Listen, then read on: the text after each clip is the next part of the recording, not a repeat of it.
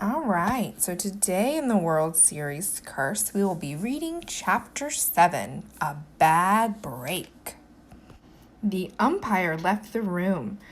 Louis shook his head. More bad luck, he said. The Cubs are doomed.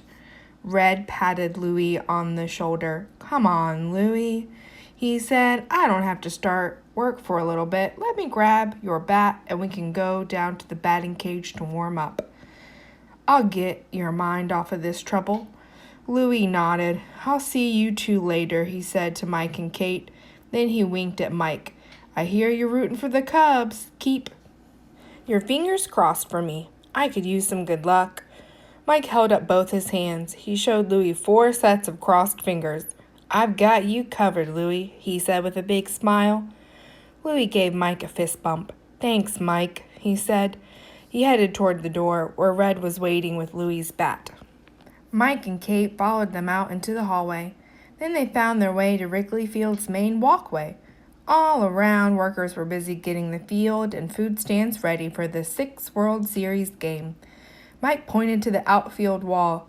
Looks like the ivy is all grown back, he said. Wrigley Field's outfield wall was covered in green ivy that had been planted to make the stadium seem like a park.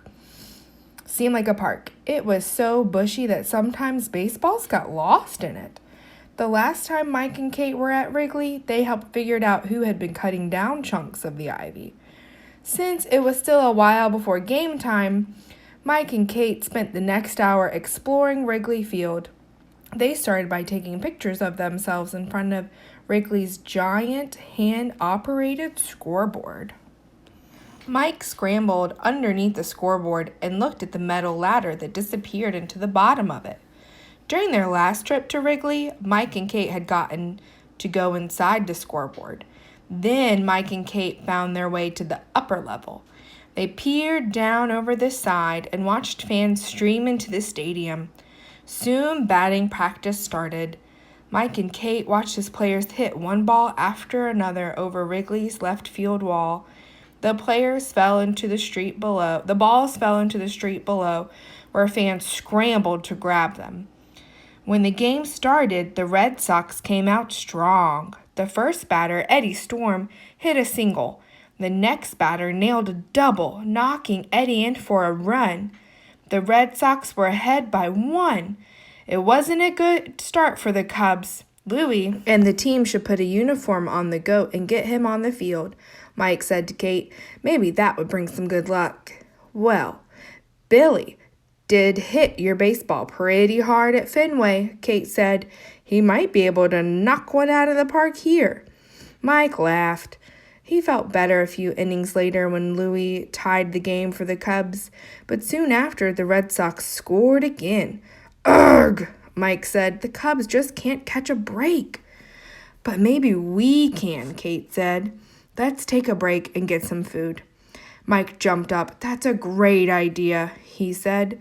He and Kate found their way to a food stand. They bought 2 giant hot dogs covered with mustard, onions, and super bright neon green relish.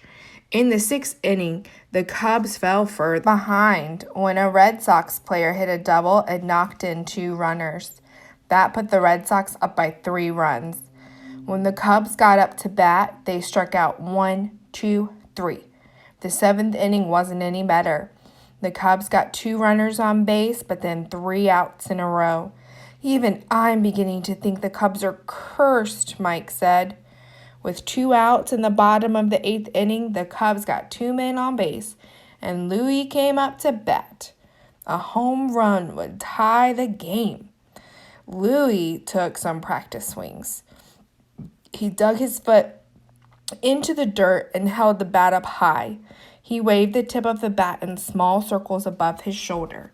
Then the Red Sox pitcher made a mistake. He threw a fastball down the middle. It was the perfect pitch for Louis. Louis unwound and swung the bat. Crack!